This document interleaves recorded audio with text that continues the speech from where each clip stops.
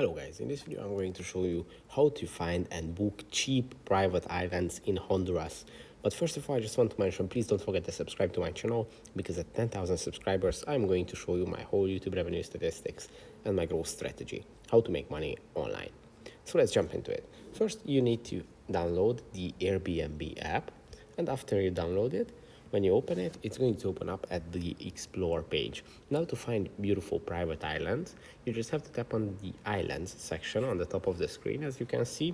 And this way, it's going to show you only private islands on this site.